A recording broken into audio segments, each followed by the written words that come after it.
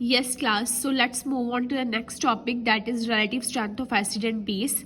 ਸੋ ਬੇਟਾ ਦੇਖੋ ਇਹਦੇ ਵਿੱਚ ਅਸੀਂ ਹੁਣ ਪੜ੍ਹਨਾ ਵਾ ਕਿ ਕਿਸੇ ਵੀ ਐਸਿਡ ਜਾਂ ਬੇਸ ਦੀ ਸਟਰੈਂਥ ਬਾਰੇ ਅਸੀਂ ਕਿੱਦਾਂ ਜਾਣ ਸਕਦੇ ਕਿ ਕੋਈ ਐਸਿਡ ਕਿੰਨਾ ਕੁ ਸਟਰੋਂਗ ਹੈ ਜਾਂ ਕੋਈ ਬੇਸ ਕਿੰਨਾ ਕੁ ਸਟਰੋਂਗ ਹੈ ਠੀਕ ਹੈ so first of all we will study this topic in terms of Arrhenius concept as ਅਸੀਂ ਆਲਰੇਡੀ ਪੜ੍ਹਿਆ ਕਿ ਆਰਹੀਨੀਅਸ ਦੇ ਅਕੋਰਡਿੰਗ ਐਸਿਡ ਉਹ ਸਬਸਟੈਂਸ ਹੁੰਦੇ ਆ ਜਿਨ੍ਹਾਂ ਨੂੰ ਜਦੋਂ ਪਾਣੀ 'ਚ ਡਿਸੋਲਵ ਕਰੀਏ ਸਾਨੂੰ H ਪੋਜ਼ਿਟਿਵ ਆਇਨ ਦੇਣ ਤੇ ਬੇਸ ਉਹ ਹੁੰਦੇ ਜਿਹੜੇ ਸਾਨੂੰ ਹਾਈਡਰੋਕਸਾਈਡ ਆਇਨ ਦੇਣ ਠੀਕ ਹੈ ਸੋ ਇਹਦਾ ਮਤਲਬ ਆਰਹੀਨੀਅਸ ਕਨਸੈਪਟ ਦੇ ਅਕੋਰਡਿੰਗਲੀ ਸਿੱਧੀ ਜੀ ਗੱਲ ਹੈ ਕਿ ਜਿੰਨਾ number of H positive ion ਜ਼ਿਆਦਾ ਹੋਏਗਾ ਮਤਲਬ ਜਦੋਂ ਕਿਸੇ ਐਸਿਡ ਨੂੰ ਅਸੀਂ ਡਿਸੋਲਵ ਕਰੀਏ ਜਿੰਨੇ ਜ਼ਿਆਦਾ H ਪੋਜ਼ਿਟਿਵ ਆਇਨ ਉਹ ਦੇਗਾ ਉਨਾ ਹੀ ਉਹ ਐਸਿਡ ਸਟਰੋਂਗ ਮੰਨਿਆ ਜਾਏਗਾ ਤੇ ਜਿੰਨੇ ਜ਼ਿਆਦਾ ਹਾਈਡਰੋਕਸਾਈਡ ਆਇਨ ਕੋਈ ਬੇਸ ਦੇਗਾ ਉਨਾ ਹੀ ਉਹ ਬੇਸ ਸਟਰੋਂਗ ਮੰਨਿਆ ਜਾਏਗਾ ਠੀਕ ਹੈ ਸੋ ਸਿੰਪਲ ਆਰਹੀਨੀਅਸ ਕਨਸੈਪਟ ਦੇ ਅਕੋਰਡਿੰਗ ਇਹ ਸਿੰਪਲ ਜੀ ਗੱਲ ਉਹਨੇ ਕਹੀ ਸੀਗੀ ਕਿ ਜਿੰਨਾ ਕੋਈ ਸਬਸਟੈਂਸ H ਪੋਜ਼ਿਟਿਵ ਆਇਨ ਜ਼ਿਆਦਾ ਦਊਗਾ ਉਹਨੂੰ ਅਸੀਂ ਉਨਾ ਹੀ ਸਟਰੋਂਗ ਐਸਿਡ ਜਿਹੜਾ ਵਾ ਉਹ ਕੰਕਲੂਡ ਕਰ ਲਾਂਗੇ ਠੀਕ ਹੈ ਨਾਓ ਅਸੀਂ ਪੜ੍ਹਿਆ ਸੀਗਾ ਕਿ ਜਿੰਨਾ ਕਿਸੇ ਰਿਐਕਸ਼ਨ ਦਾ ਡੀਸੋਸੀਏਸ਼ਨ ਕਾਂਸਟੈਂਟ ਜ਼ਿਆਦਾ ਹੋਵੇ ਜਿੱਦਾਂ ਕੋਈ ਸਪੋਜ਼ ਕਰੋ ਐਸਿਡ ਕੋਈ ਡੀਸੋਸੀਏਟ ਹੋਇਆ ਜਿਹਦਾ HCl ਹੋਇਆ ਜਿੰਨਾ ਉਹਦਾ Ka ਜ਼ਿਆਦਾ ਹੋਏਗਾ ਮਤਲਬ ਉਨੀ ਉਹਦੇ H ਪੋਜ਼ਿਟਿਵ ਆਇਨ ਜ਼ਿਆਦਾ ਬਣ ਰਹੇ ਆ ਤੇ ਜਿੰਨਾ ਘੱਟ ਹੋਏਗਾ Ka ਉਨੇ ਉਹਦੇ ਜਿਹੜਾ H ਪੋਜ਼ਿਟਿਵ ਘੱਟ ਬਣਨਗੇ ਠੀਕ ਹੈ ਸੋ ਇੱਥੇ ਸਾਨੂੰ ਸਾਰੇ ਐਸਿਡਸ ਦਾ ਜਿਹੜਾ K ਵੈਲਿਊ ਦੱਸੀ ਗਈ ਹੈ ਦੇਖੋ ਫਾਰਮਿਕ ਐਸਿਡ ਐਸਿਟਿਕ ਐਸਿਡ ਦਾ ਹੁਣ ਜਿੱਦਾਂ Ka ਸਾਡੇ ਕੋਲ ਹੈਗਾ 1.18 ਅਸੀਂ ਇਹਨੂੰ ਵੀਕ ਐਸਿਡ ਕੰਸੀਡਰ ਕਰਦੇ ਆ ਐਜ਼ ਕੰਪੇਅਰ ਟੂ ਅਸੀਂ ਗੱਲ ਕਰੀਏ HCl ਠੀਕ ਹੈ ਜਾਂ ਅਸੀਂ ਹਾਈਪੋਕਲੋਰਸ ਐਸਿਡ ਦੀ ਗੱਲ ਕਰੀਏ ਸੋ ਥੱਲੇ ਨੂੰ ਸਾਡੇ ਕੋਲ ਅਸੀਂ ਦੇਖ ਰਹੇ ਹਾਂ ਕਿ ਵਿੱਚੋਂ ਸਾਡੇ ਕੋਲ ਜਿਹੜਾ ਡੀਸੋਸੀਏਸ਼ਨ ਕਾਂਸਟੈਂਟ ਦੀ ਵੈਲਿਊ ਵੱਧ ਰਹੀ ਹੈ ਸੋ ਮਤਲਬ ਜਿੰਨਾ ਕਿ ਇਹਦਾ ਡੀਸੋਸੀਏਸ਼ਨ ਕਾਂਸਟੈਂਟ ਜ਼ਿਆਦਾ ਉਨਾ ਹੀ ਸਟਰੋਂਗਰ ਐਸਿਡ ਹੋਊਗਾ ਜਿਹਦੇ ਕੰਪੈਰੀਟਿਵਲੀ ਘੱਟ ਆ ਉਹ ਤੋਂ ਕੰਪੈਰੀਟਿਵਲੀ ਵੀਕ ਐਸਿਡ ਹੋਏਗਾ ਕਲੀਅਰ ਹੁਣ ਅਸੀਂ ਸਪੋਜ਼ ਕਰੋ ਦੋ ਵੀਕ ਐਸਿਡ ਲੈ ਲਏ ਹਨਾ ਤੇ ਉਹ ਸਾਨੂੰ H ਪੋਜ਼ਿਟਿਵ ਆਇਨ ਵੀ ਸੇਮ ਦੇ ਰਹੇ ਆ ਲੇਕਿਨ ਅਸੀਂ ਉਹਨਾਂ ਦੀ ਰਿਲੇਟਿਵ ਸਟਰੈਂਥ ਫਾਈਂਡ ਕਰਨੀ ਹੈ ਕਿ ਦੋਵਾਂ ਵਿੱਚੋਂ ਫਿਰ ਵੀ ਕਿਹੜਾ ਜ਼ਿਆਦਾ ਸਟਰੋਂਗਰ ਐਸਿਡ ਹੈ ਠੀਕ ਹੈ ਸੋ ਅਸੀਂ ਕਿੱਦਾਂ ਕੈਲਕੂਲੇਟ ਕਰ ਸਕਦੇ ਹਾਂ ਸਪੋਜ਼ ਕਰੋ ਕੋਈ ਵੀਕ ਐਸਿਡ ਅਸੀਂ ਇਹਨੂੰ ਰਿਪਰੈਜ਼ੈਂਟ ਕਰਤਾ HA ਦੇ ਨਾਲ ਹੁਣ ਸਾਨੂੰ ਪਤਾ ਜਦੋਂ ਅਸੀਂ ਇਹਨੂੰ ਪਾਣੀ 'ਚ ਡਿਸੋਲਵ ਕਰਾਂਗੇ ਇਕੁਇਲਿਬਰੀਅਮ ਐਸਟੈਬਲਿਸ਼ ਹੋਏਗਾ ਆਪਣੇ ਰਿਸਪੈਕਟਿਵ ਆਇਨਸ ਵਿੱਚ ਟੁੱਟ ਜਾਏਗਾ ਅਗੇਨ ਇਨੀਸ਼ੀਅਲ ਕੰਸੈਂਟ੍ਰੇਸ਼ਨ ਸਪੋਜ਼ ਕਰੋ ਅਸੀਂ ਐਸਿਡ ਦੀ ਲਈ ਹੈ C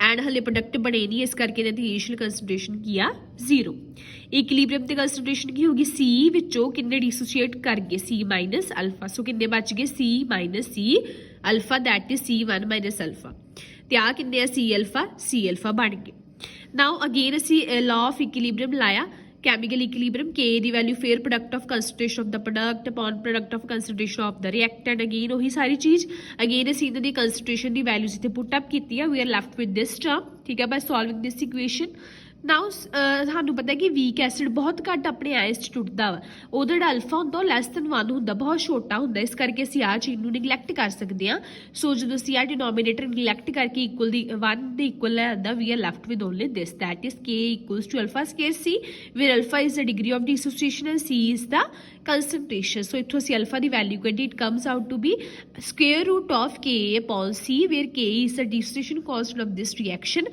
where and C is the concentration of the acid taken clear now suppose ਕਰੋ ਅਸੀਂ ਦੂਜਾ ਐਸਿਡ ਲੈ ਲਿਆ ਦੂਜਾ ਐਸਿਡ ਸਪੋਜ਼ ਕਰ ਲਓ ਤੁਸੀਂ HB ਲੈ ਲਿਆ ਜਾਂ HA2 ਲੈ ਲਿਆ ਇਹਨੂੰ HA1 ਕੰਸੀਡਰ ਕਰ ਲਓ ਠੀਕ ਹੈ ਇਹਦਾ ਅਲਫਾ 1 ਹੋ ਜਾਏਗਾ ਆ K1 ਹੋ ਜਾਏਗੀ ਕੰਸੈਂਟ੍ਰੇਸ਼ਨ ਸੇਮ ਲਈ ਦੋਵਾਂ ਦੀ ਅਗੇਨ ਜਦੋਂ ਇਹ ਡੀਸੋਸੀਏਟ ਕਰੇਗਾ ਇਹਦਾ ਅਲਫਾ 2 ਤੁਸੀਂ ਸੇਮ ਕਰਕੇ ਕੱਢੋਗੇ ਤਾਂ ਤੁਹਾਡੇ ਕੋਲ ਕੀ ਆ ਜਾਣਾ Ka2 upon C ਠੀਕ ਹੈ ਸੋ ਜਦੋਂ ਅਸੀਂ ਦੋਨਾਂ ਨੂੰ ਡਿਵਾਈਡ ਕੀਤਾ ਵੀ ਆਰ ਲੈਫਟ ਵਿਦ ਕਿਉਂਕਿ ਅਸੀਂ ਰਿਲੇਟਿਵ ਸਟਰੈਂਥ ਫਾਈਂਡ ਕਰਨੀ ਹੈ ਨਾ ਸੋ ਅਸੀਂ ਕੀ ਕਹਤਾ alpha 1 upon alpha 2 equals to square root of Ka1 upon Ka2 now see ਬੇਟਾ ਅਲਫਾ 1 ਅਲਫਾ 2 ਕੀ ਹੈ they are the degree of dissociation ਹੁਣ ਦੇਖੋ ਜਿੰਨਾ ਕੋਈ ਐਸਿਡ ਜ਼ਿਆਦਾ ਆਪਣੀ ਆਇਨਸ ਵਿੱਚ ਡੀਸੋਸੀਏਟ ਹੋਏਗਾ ਮਤਲਬ ਜਿੰਨਾ ਉਹਦਾ ਅਲਫਾ ਜ਼ਿਆਦਾ ਹੋਏਗਾ ਉਨੀ ਉਹਦੀ ਐਸਿਡਿਕ ਸਟਰੈਂਥ ਕੀ ਹੋਏਗੀ ਜ਼ਿਆਦਾ ਠੀਕ ਹੈ ਸੋ ਇਹਦਾ ਮਤਲਬ ਕਿ ਇਨਡਾਇਰੈਕਟਲੀ ਸਾਨੂੰ ਜਿਹੜਾ ਅਲਫਾ ਵਾ ਉਹ ਕਿਸੇ ਵੀ ਐਸਿਡ ਦੀ ਸਟਰੈਂਥ ਬਾਰੇ ਨਹੀਂ ਦੱਸ ਰਿਹਾ ਅਲਫਾ ਸਾਨੂੰ ਕਿਸੇ ਵੀ ਐਸਿਡ ਦੀ ਸਟਰੈਂਥ ਬਾਰੇ ਦੱਸ ਰਿਹਾ ਕਿਉਂਕਿ ਅਸੀਂ ਕਹਿ ਰਹੇ ਅਲਫਾ ਕੀ ਹੈ ਡਿਗਰੀ ਆਫ ਡੀਸੋਸੀਏਸ਼ਨ ਹੁਣ ਜਿੰਨਾ ਕਿਸੇ ਐਸਿਡ ਦਾ ਅਲਫਾ ਜ਼ਿਆਦਾ ਹੋਏਗਾ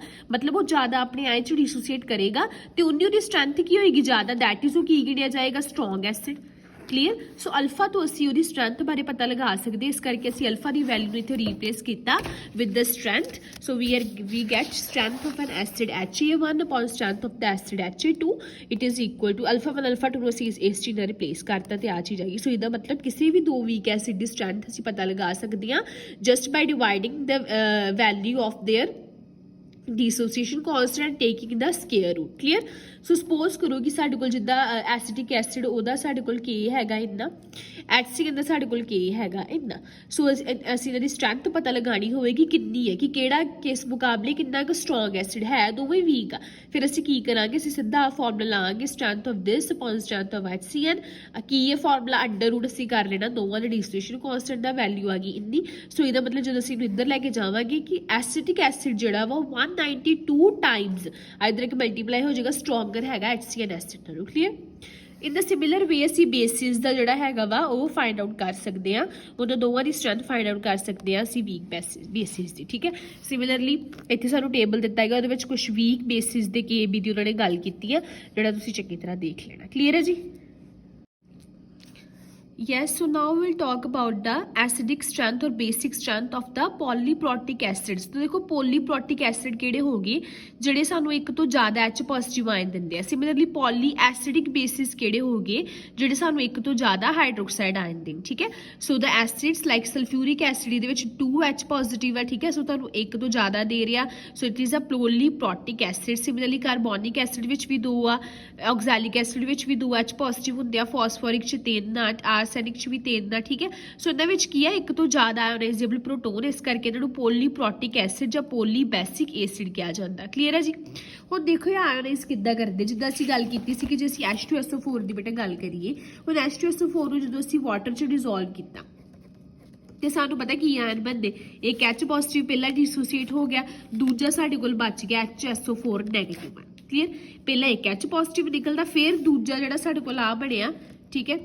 ਹਾਈਡਰੋਸਲਫੇਟ ਆਇਨ ਫਿਰ ਇਹ ਦੁਬਾਰਾ ਡਿਸੋਸੀਏਟ ਕਰੇਗਾ ਫਿਰ ਇਹ ਆਪਣੇ H ਪੋਜ਼ਿਟਿਵ ਦੇਗਾ ਤੇ ਫਿਰ ਸਾਡੇ ਕੋਲ ਸਲਫੇਟ ਆਇਨ ਨਿਕਲੂਗਾ ਠੀਕ ਹੈ ਸਪੋਜ਼ ਕਰੋ ਇਸ ਰਿਐਕਸ਼ਨ ਦਾ ਡਿਸੋਸੀਏਸ਼ਨ ਕਾਂਸਟੈਂਟ ਹੈਗਾ Ka1 ਇਹਦਾ ਡਿਸੋਸੀਏਸ਼ਨ ਕਾਂਸਟੈਂਟ ਹੈਗਾ Ka2 ਠੀਕ ਹੈ ਹੁਣ ਦੇਖੋ ਨੈਟ ਰਿਐਕਸ਼ਨ ਅਸੀਂ ਲਿਖੀਏ ਤੇ ਨੈਟ ਰਿਐਕਸ਼ਨ ਅਸੀਂ ਲਿਖਤਾ ਨੈਟ ਕੀ ਹੋਏਗਾ ਨੈਟ ਤੇ ਇਹੀ ਹੋਇਆ ਨਾ H2SO4 ਨੂੰ ਪਾਣੀ ਚ ਡਿਸੋਲਵ ਕਰ ਰਹੇ ਆ ਤੇ ਕੀ ਬਣ ਰਿਹਾ 2H ਪੋਜ਼ਿਟਿਵ ਆਇਨ ਨਿਕਲ ਰਿਹਾ ਤੇ ਨਾਲ ਸਲਫੇਟ ਆਇਨ ਜਿਹੜਾ ਉਹ ਨਿਕਲ ਰਿਹਾ ਇਹ ਨਾ ਨੈਟ ਰਿਐਕਸ਼ਨ ਕਲੀਅਰ ਹੈ ਜੀ ਇਹਦਾ ਸਪੋਜ਼ ਕਰੋ ਇਹਦਾ ਸਾਰੇ ਦਾ ਡਿਸੋਸੀਏਸ਼ਨ ਕਾਂਸਟੈਂਟ ਹੈਗਾ K ਲੇਕਿਨ ਇਹ ਸਟੈਪ ਵਾਈਜ਼ ਹੋਇਆ ਰਿਐਕਸ਼ਨ ਸੋ ਟੋਟਲ ਸਾਡੇ ਕੋਲ ਕਹਿੰਦਾ ਜੇ ਸਾਡੇ ਕੋਲ ਕੋਈ ਇਦਾਂ ਦਾ ਐਸਿਡ ਆਏ ਜਿਹਦੇ ਵਿੱਚ ਜ਼ਿਆਦਾ H ਪੋਜ਼ਿਟਿਵ ਆਇਨ ਫਿਰ ਸਾਨੂੰ ਟੋਟਲ ਡਿਸੋਸੀਏਸ਼ਨ ਕਾਂਸਟੈਂਟ ਜਿਹੜਾ ਵਾ ਉਹ ਕਾਹਦੇ ਇਕੁਅਲ ਲੈਣਾ ਪੈਂਦਾ product of the individual step ਠੀਕ ਹੈ ਇੰਡੀਵਿਜੂਅਲ ਸਟੈਪ ਪਹਿਲਾਂ ਇੱਕ H ਪੋਜ਼ਿਟਿਵ ਨਿਕਲਿਆ ਉਹਦਾ ਡਿਸੋਸੀਏਸ਼ਨ ਕਾਂਸਟੈਂਟ ਫਿਰ ਦੂਜਾ ਨਿਕਲਿਆ ਉਹਦਾ ਡਿਸੋਸੀਏਸ਼ਨ ਕਾਂਸਟੈਂਟ ਸੋ ਟੋਟਲ ਸਾਡੇ ਕੋਲ ਜਿਹੜਾ ਇਸ ਰਿਐਕਸ਼ਨ ਦਾ ਡਿਸੋਸੀਏਸ਼ਨ ਕਾਂਸਟੈਂਟ ਆਏਗਾ it will be equal to the product of the individual step ਠੀਕ ਹੈ that is Ka1 A2 Ka2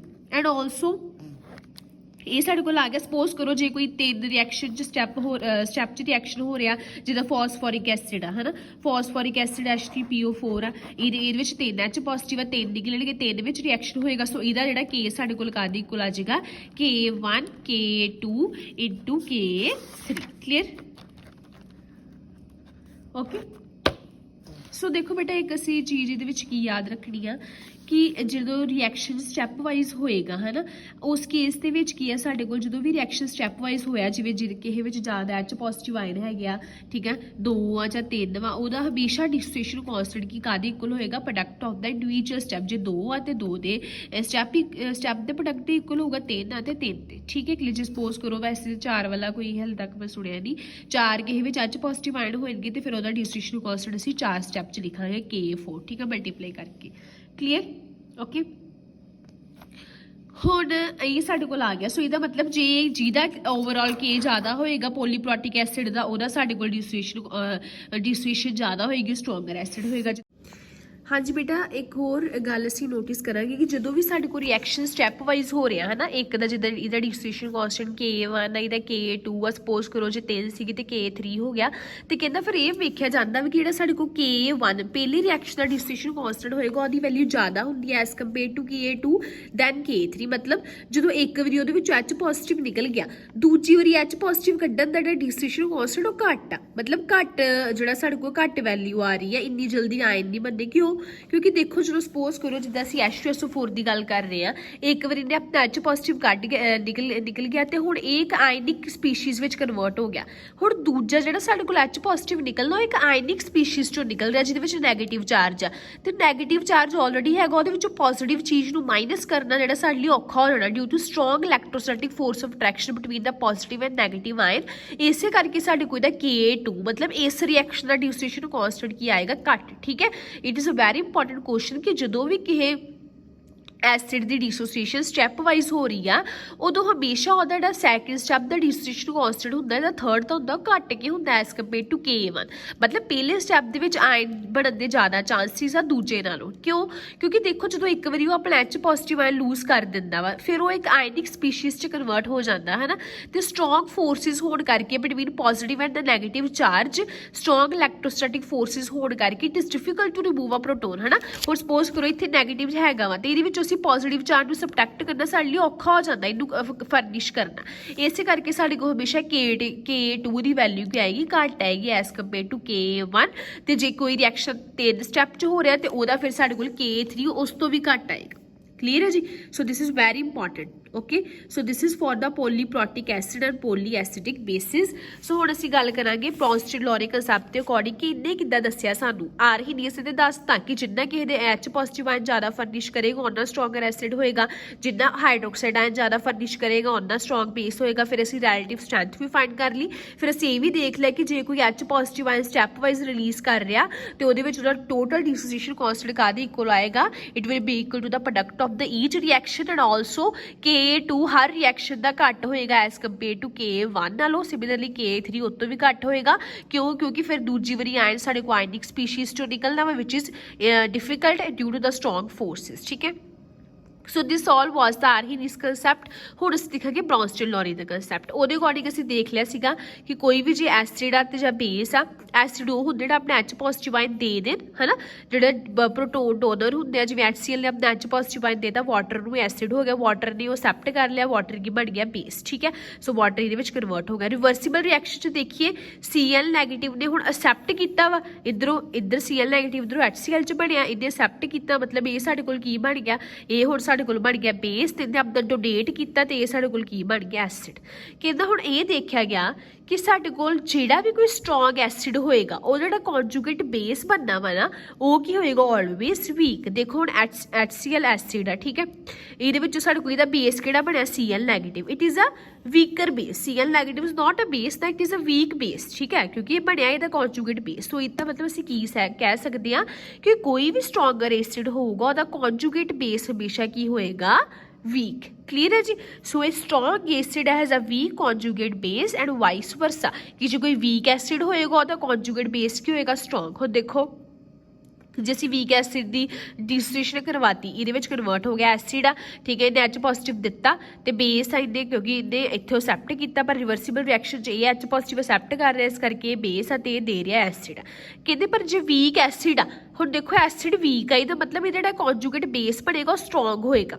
so always you have to remember जेड़ा भी एसिड स्ट्रॉन्ग आ उहदा कॉन्जुगेट बेस की होएगा वीक, लेकिन जेड़ा भी एसिड वीक आ उहदा कॉन्जुगेट बेस की बन रहा है स्ट्रॉन्ग। मतलब ये जिहड़ा कॉन्जुगेट बेस बन रहा H पॉजिटिव दे के एक ही होएगा स्ट्रॉन्ग होएगा, this is a strong base. So इत्थों असीं आइडेंटिफाई कर सकते हैं। सिमिलरली हुण देखो इहदे विच की है साडे कोल ए बेस आ, ठीक है, इहदे विच इहने सानूं H पॉजिटिव आयन जिहड़ा गेन कीता, ठीक है।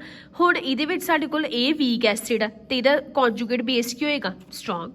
क्लीयर? सो इदा असीं आइडेंटिफाई कर सकते कि कोई भी वीक एसिड का बेस जिहड़ा की होएगा स्ट्रॉन्ग होएगा ते स्ट्रॉन्ग एसिड का कॉन्जुगेट बेस की होएगा वीक। क्लीयर है जी? So this is all about the acidic strength of the acid and base according to Arrhenius and Bronsted Lowry concept. Yes class, so our next topic is ionization constant and ionic product of water. This is very important topic. इस तो अगला pH वाला topic होना इतना relate करेगा इहदे नाल, ठीक है जी। So as we know that pure water is a poor conductor of electricity क्योंकि ਉਹਦੇ ਵਿੱਚ आयन ज़्यादा फर्निश नहीं ਹੁੰਦੇ, ठीक है, ਤੇ ਉਹ ਬਹੁਤ ਘੱਟ ਆਪਣੇ आयन ਵੀ डिसोसीएट करदा, therefore एक weak electrolyte ਹੋਏਗਾ। So water ਦੀ ਜਦੋਂ ਵੀ डिसोसीएशन ਹੁੰਦੀ ਹੈ ਸਾਨੂੰ ਪਤਾ it will dissociate into its respective ion, that is H positive and hydroxide ion, clear, and this is called as a self ionization ionization of water, again writing the value of equilibrium constant, that is K, for this reaction. फिर again it is equal to the product of concentration of the product upon product of concentration of the reactant, ठीक है. So since K ਸਾਡੇ ਕੋਲ ਕੀ ਹੈ, dissociation constant of water, ਅਸੀਂ ਪਹਿਲਾਂ ਵੀ ਗੱਲ ਕੀਤੀ ਸੀ ਕਿ water ਦੀ concentration ਵੀ ਅਸੀਂ constant ਲੈਂਦੇ ਆ. So K into H2O, ਇਹ ਵੀ constant, that is constant to constant, it is equal to the another constant, that is Kw. So ਇਹਨਾਂ ਦੋਵਾਂ ਦੀ ਵੈਲਿਊ ਅਸੀਂ ਕਾਹਦੀ ਇਕੁਅਲ ਲਈ, Kw ਦੇ. ਸੋ Kw it is called as the ionic product of water. So Kw ਦੀ ਕੀ ਹੈਗਾ ਸਾਡੇ ਕੋਲ, it is the ionic product of water, it is equal to the concentration of the product of concentration of the H positive as well as hydroxide ion. So we can say that ionic product of water is the product of the molar concentration of the H positive and hydroxide ion. Clear? हाँ जी class जिदा साढ़े को हुण K ਦੀ value आ रही सी, हुण देखो ਇਹਦੇ ਵਿੱਚ ਅਸੀਂ ਗੱਲ ਕਰ ਰਹੇ ਕਿ ਵਾਟਰ ਜਿਹੜਾ ਬਹੁਤ ਵੀਕਲੀ ਡੀਸੋਸੀਏਟ ਹੋ ਰਿਹਾ ਸੀ, ਇਹਨੂੰ ਵੀਕ ਇਲੈਕਟ੍ਰੋਲਾਈਟ ਇੱਥੇ ਲੈ ਕੇ ਚੱਲ ਰਹੇ ਆ ਕਿ ਬਹੁਤ ਘੱਟ ਇਹਦੇ ਆਇਨ ਬਣਨਗੇ. ਇਹਦਾ ਮਤਲਬ ਇਹਦੇ ਵਿੱਚੋਂ ਬਹੁਤ, ਜੇ ਅਸੀਂ ਦਾ 1 ਮੋਲ ਵੀ ਲਿਆ ਹੋਵੇ, ਠੀਕ ਹੈ, ਅਸੀਂ 1 ਮੋਲ ਵੀ ਦੀ ਕੰਸੈਂਟ੍ਰੇਸ਼ਨ ਲਈ ਹੋਈ, ਉਹਦੇ ਵਿੱਚੋਂ ਬਹੁਤ ਘੱਟ ਜਿਹੜੇ ਸਾਡੇ ਕੋਲ ਜਿਹੜੇ ਆਇਨ ਵਾ ਡੀਸੋਸੀਏਟ ਹੋ ਰਹੇ ਆ, ਠੀਕ ਹੈ. ਸੋ ਜਿਹੜੀ ਸਾਡੇ ਕੋਲ ਅਨਡੀਸੋਸੀਏਟਿਡ ਵਾਟਰ ਦੀ ਕੰਸੈਂਟ੍ਰੇਸ਼ਨ ਰਹਿ ਜਾਂਦੀ ਹੈ ਨਾ, numerically it is equal to 55 moles per litre. So ਤੁਸੀਂ ਯਾਦ ਰੱਖਣਾ ਵਾ, ਜਦੋਂ ਵੀ ਵਾਟਰ ਦੀ ਡੀਸੋਸੀਏਸ਼ਨ ਹੋਏਗੀ ਪਿਓਰ ਵਾਟਰ ਦੀ, ਉਹਦੇ ਵਿੱਚੋਂ ਵਾਟਰ ਅਨਡੀਸੋਸੀਏਟਿਡ ਕਿੰਨਾ ਰਹਿ ਜਾਣਾ ਵਾ, 55.55 ਮੋਲ ਪਰ ਲੀਟਰ, ਠੀਕ ਹੈ ਜੀ. ਕਲੀਅਰ? ਹੁਣ ਦੇਖੋ ਅਸੀਂ ਕਹਿ ਰਹੇ ਕਿ Kw ਕਾਹਦੇ ਇਕੁਅਲ ਹੈ, it is equal to product of concentration of H positive, product of concentration of OH negative. Now value of Kw is fixed at a particular temperature. ਦੇਖੋ Kw ਦੀ value, that is ionisation constant of water, is fix at 25 degree Celsius ਔਰ 298 Kelvin ਤੇ ਕਹਿੰਦਾ ਇਹਦੀ value fix ਹੁੰਦੀ ਹੈ, that is it is equal to 1.00 into 10 raised to power -40. So ਮਤਲਬ ਜਦੋਂ ਵੀ ਸਾਡੇ ਕੋਲ ਇੰਨਾ ਟੈਂਪਰੇਚਰ ਹੋਏਗਾ, ਵਾਟਰ ਦਾ ਜਿਹੜਾ ਡੀਸੋਸੀਏਸ਼ਨ ਕਾਂਸਟੈਂਟ ਹੈਗਾ, ਆਇਓਨਾਈਜੇਸ਼ਨ ਕਾਂਸਟੈਂਟ ਵਾ, ਉਹਦੀ ਵੈਲਿਊ ਹਮੇਸ਼ਾ ਕਿਹਦੇ ਇਕੁਅਲ ਰਹੇਗੀ, 1.00 into 10 raised to power -4 ਤੇ, ਠੀਕ ਹੈ. ਹੁਣ Kw ਤੇ K ਕੀ ਆ, ਦੋਵੇਂ ਅਲੱਗ-ਅਲੱਗ ਚੀਜ਼ਾਂ, ਲੇਕਿਨ ਇਹ ਇੱਕ ਦੂਜੇ ਨਾਲ ਕਿੱਦਾਂ ਰਿਲੇਟ ਕਰਦੇ ਆ, they are related ਬਾय the formula K equals to Kw upon 50.5.55, ਠੀਕ ਹੈ. ਕਿੱਦਾਂ ਦੇਖੋ ਹੁਣ ਇਹ ਕੀ ਹੈ ਸਾਡੇ ਕੋਲ, ਦਿਸ ਇਜ਼ Kw, ਇੱਥੇ ਅਸੀਂ Kw ਪੁੱਟ ਕਰਦੇ ਤੇ ਅਸੀਂ ਕਿਹਾ ਕਿ ਵਾਟਰ, ਇਹ ਕੰਸੈਂਟ੍ਰੇਸ਼ਨ ਕਿਹੜੀ ਆ ਵਾਟਰ ਦੀ, ਜਿਹੜੀ ਅਨਆਇਓਨਾਈਜ਼ਡ, ਜਿਹੜਾ ਵਾਟਰ ਆਇਓਨਾਈਜ਼ ਨਹੀਂ ਹੋਇਆ, ਕਿਉਂਕਿ ਅਸੀਂ ਗੱਲ ਕਰ ਰਹੇ ਹਾਂ ਬਹੁਤ ਘੱਟ ਪਾਣੀ ਡੀਸੋਸੀਏਟ ਹੋਣਾ ਆਪਣੇ ਆਇਨ ਦੇ ਵਿੱਚ, ਉਹਦੀ ਵੈਲਿਊ ਅਸੀਂ ਹੁਣੇ ਡਿਸਕਸ ਕੀਤੀ, ਇੰਨੀ ਹੁੰਦੀ, ਸਾਡੇ ਕੋਲ ਆ ਰਿਲੇਸ਼ਨ ਜਿਹੜਾ ਉਹ ਬਣ ਗਿਆ, ਠੀਕ ਹੈ. ਕਲੀਅਰ ਹੈ? ਸੋ ਹੁਣ ਸਾਡੇ ਕੋਲ Kw ਕੀ ਹੈ, Kw ਦੀ ਵੈਲਿਊ ਅਸੀਂ ਗੱਲ ਕਰ ਰਹੇ ਹਾਂ ਕਿ 298 ਕੈਲਵਿਨ ਤੇ ਇੰਨੀ ਹੁੰਦੀ, ਇਹਦੀ ਵੈਲਿਊ ਇੱਥੇ ਪੁੱਟ ਕਰ ਦਿਓ. Kw ਕੀ ਆ ਗਿਆ, 1.00 into 10 raised to power -14 upon 55.55. Sorry ਇੱਥੇ ਆ ਕੰਸੈਂਟ੍ਰੇਸ਼ਨ ਟਰਮ ਜਾਨੀ ਕਿਉਂਕਿ ਆਲਰੇਡੀ ਕੰਸੈਂਟ੍ਰੇਸ਼ਨ ਸੀ, ਠੀਕ ਹੈ. ਸੋ ਇਹਨੂੰ ਜਦੋਂ ਅਸੀਂ ਸੋਲਵ ਕਰਾਂਗੇ, ਇਹਦੀ ਵੈਲਿਊ ਸਾਡੇ ਕੋਲ ਆਣੀ 1.8 into 10 raised to power -60. Clear?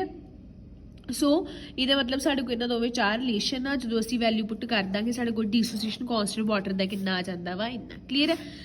ਹੁਣ ਦੇਖੋ ਅਸੀਂ ਗੱਲ ਕਰ ਰਹੇ ਕਿ ਪਿਓਰ ਵਾਟਰ ਦੇ ਵਿੱਚ ਸਾਡੇ ਕੋਲ H ਪੋਜ਼ਿਟਿਵ ਤੇ OH negative, that is Kw ਦੀ ਵੈਲਿਊ ਕਿੰਨੀ ਆਣੀ, ਇੰਨੇ ਟੈਂਪਰੇਚਰ ਤੇ ਇੰਨੀ. ਦੇਖੋ ਜਦੋਂ ਵੀ ਸਾਡੇ ਕੋਲ ਵਾਟਰ ਦੀ ਡੀਸੋਸੀਏਸ਼ਨ ਹੋਣੀ ਹੈ, always equal number of H positive OH negative ਬਣਨੇ ਆ, ਠੀਕ ਹੈ. ਸੋ ਇਹਦਾ ਮਤਲਬ H ਪੋਜ਼ਿਟਿਵ ਤੇ OH ਨੈਗੇਟਿਵ ਆਇਨ ਦੀ ਕੰਸੈਂਟ੍ਰੇਸ਼ਨ ਹਮੇਸ਼ਾ ਕਾਹਦੇ ਇਕੁਅਲ ਰਹਿਣੀ ਹੈ, ਇਹਦੇ ਇਕੁਅਲ ਰਹਿਣੀ ਹੈ ਐਟ ਅ ਪਰਟੀਕੂਲਰ ਟੈਂਪਰੇਚਰ. ਇਹ ਹਮੇਸ਼ਾ ਤੁਸੀਂ ਯਾਦ ਰੱਖਣੀ ਹੈ. ਲੇਕਿਨ ਜੇ ਟੈਂਪਰੇਚਰ ਅਲੱਗ ਆ, ਟੈਂਪਰੇਚਰ ਅਸੀਂ ਵਧਾ ਦਿੰਦੇ ਆ, ਫਿਰ Kw ਦੀ ਵੈਲਿਊ ਵੀ ਵੱਧ ਜਾਣੀ, ਕਿਉਂਕਿ ਸਾਨੂੰ ਪਤਾ ਜਿੰਨਾ ਅਸੀਂ ਟੈਂਪਰੇਚਰ ਵਧਾਵਾਂਗੇ ਉਹਨਾਂ ਵਾਟਰ ਹੋਰ ਆਪਣੇ ਆਇਨ ਚ ਡੀਸੋਸੀਏਟ ਹੋਊਗਾ, ਜ਼ਿਆਦਾ H ਪੋਜ਼ਿਟਿਵ ਆਇਨ ਬਣਨਗੇ ਤੇ ਉਨੀ ਸਾਡੇ ਕੋਲ Kw ਦੀ ਵੈਲਿਊ ਵੇਰੀ ਕਰੇਗੀ, ਠੀਕ ਹੈ. ਸੋ ਅਸੀਂ ਦੇਖ ਸਕਦੇ ਹਾਂ, ਦੇਖੋ ਇਸ ਟੇਬਲ ਦੇ ਵਿੱਚ ਜਿਵੇਂ ਜਿਵੇਂ ਟੈਂਪਰੇਚਰ ਇਨਕਰੀਜ਼ ਕਰ ਰਹੇ ਆ, Kw ਦੀ ਵੈਲਿਊ ਵੱਧ ਰਹੀ ਆ, ਲੇਕਿਨ Kw ਦੀ ਵੈਲਿਊ ਫਿਕਸ ਕਿਹੜੇ ਟੈਂਪਰੇਚਰ ਤੇ ਰਹਿਣੀ, Kw is equal to this value at only 25 degree Celsius ਔਰ 298 ਕੈਲਵਿਨ, ਠੀਕ ਹੈ. ਸੋ ਸਪੋਜ਼ ਕਰੋ ਕਿ ਤੁਹਾਡੇ ਕਿਸੇ ਨੂਮੈਰੀਕਲ ਦੇ ਵਿੱਚ Kw ਦੇ ਇਕੁਅਲ ਨਹੀਂ ਆ ਰਿਹਾ, ਇਹਦਾ ਮਤਲਬ ਕਿ ਰਿਐਕਸ਼ਨ ਹੋਰ ਕਿਸੇ ਟੈਂਪਰੇਚਰ ਤੇ ਹੋ ਰਿਹਾ. ਸੋ ਸਿਰਫ ਇਸੇ ਟੈਂਪਰੇਚਰ ਤੇ ਇਹਦੀ ਵੈਲਿਊ ਇੰਨੀ ਰਹਿਣੀ ਹੈ, ਇਸ ਚੀਜ਼ ਨੂੰ ਅਸੀਂ ਸਮਝ ਲੈਣਾ. ਕਲੀਅਰ ਹੈ? Yes class, so our next topic is pH, a convenient representation of H positive ion concentration at pH scale. ਸੋ ਦੇਖੋ ਅਸੀਂ 10th ਕਲਾਸ ਦੇ ਵਿੱਚ ਵੀ ਪੜ੍ਹਦੇ ਆਏ ਆ ਕਿ pH ਕੀ ਹੈ, it stands for power of hydrogen. ਅਸੀਂ ਕਹਿੰਦੇ ਸੀਗੇ ਕਿ pH ਸਕੇਲ ਹੁੰਦਾ 0 to 14 ਉਹਦੀ ਵੈਲਿਊਜ਼ ਹੁੰਦੀ ਆ, ਜਿਹਦੀ pH 7 ਤੋਂ ਘੱਟ ਆ ਸਟਰੋਂਗ ਐਸਿਡ ਆ, ਜਿਹਦੀ pH 7 ਤੋਂ ਵੱਧ ਆ ਉਹ ਸਟਰੋਂਗ ਬੇਸ ਹੋਏਗਾ. ਕਲੀਅਰ ਹੈ?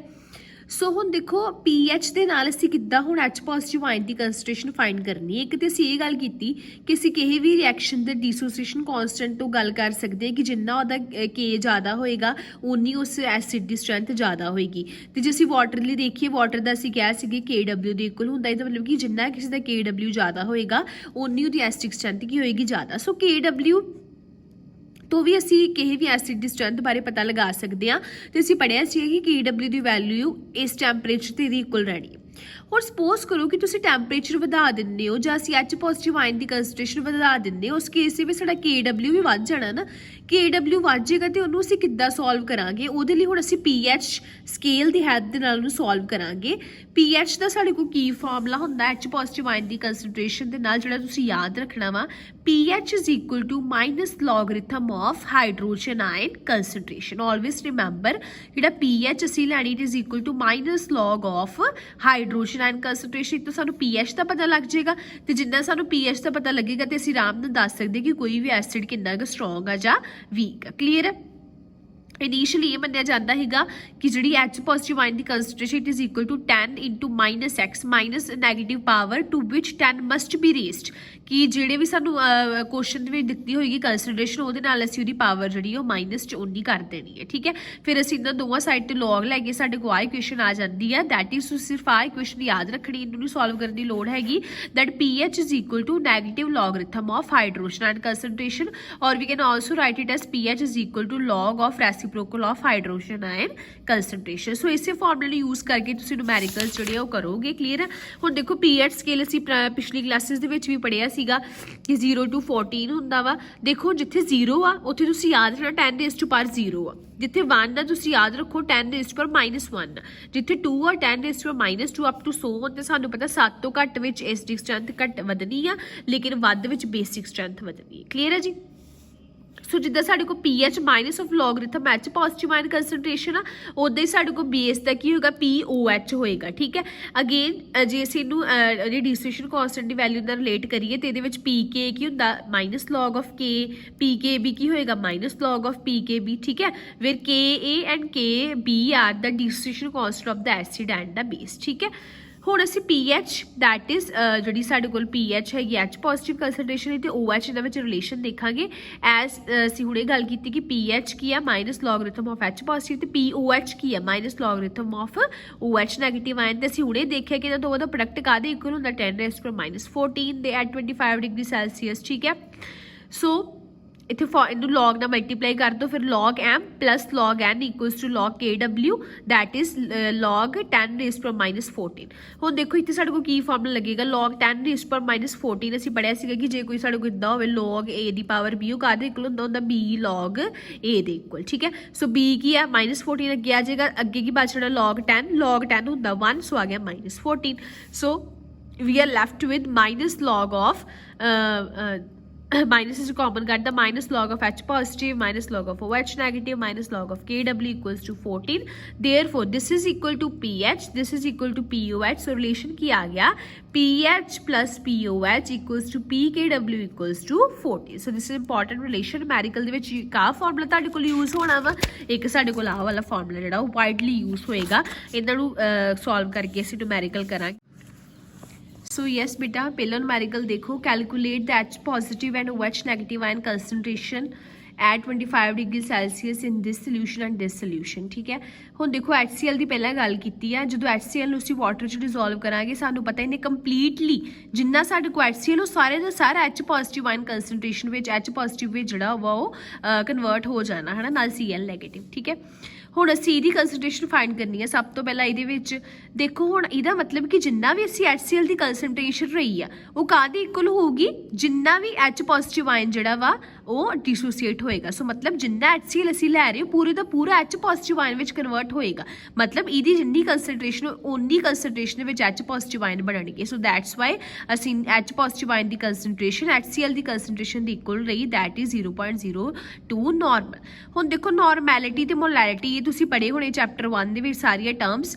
ਹੁਣ ਅਸੀਂ ਇਹਨੂੰ ਮੋਲੈਰਿਟੀ ਵਿੱਚ ਕਨਵਰਟ ਕਰਨਾ ਤੇ ਸਾਡੇ ਕੋਲ ਫਾਰਮੂਲਾ ਹੁੰਦਾ ਵਾ ਕਿ ਜਿਹੜੀ ਸਾਡੇ ਕੋਲ ਮੋਲੈਰਿਟੀ ਹੁੰਦੀ ਆ it is equal to molarity is equal to normality over basicity. ठीक है, नॉर्मैलिटी सानू गिवन है 0.02, बेसिसिटी होंदी है कि एसिड विच किन्ने आयनाइजेबल एच पॉजिटिव है, किन्ने 1 है। सो इस करके दी बेसिसिटी आ गई 1 ते साडे कोल यूनिट की आ गए मोलर। ठीक है, सो दैट इज साडे कोल की आ गया 0.02, इत्थे n तो असीं तां मोलर लिखिया। क्लीयर है, इहनूं असीं लिख सकदे 2 × 10⁻² m। सो ये आ गई साडे कोल एच पॉजिटिव दी कंसनट्रेशन रह गई दी गई, असीं हुण फाइंड करनी ओ एच नैगेटिव दी। सो असीं फिर ਉਹੀ वाला फॉर्मूला साडे कोल आया, आ वाला लाया, इनू सॉल्व किया साडे कोल आ गया। ठीक है, सिमिलरली असीं इनू सोडियम हाइड्रोक्साइड लिख करांगे। क्लीयर है, एक होर न्यूमेरिकल देख लो, बाकी तुसीं आप करांगे।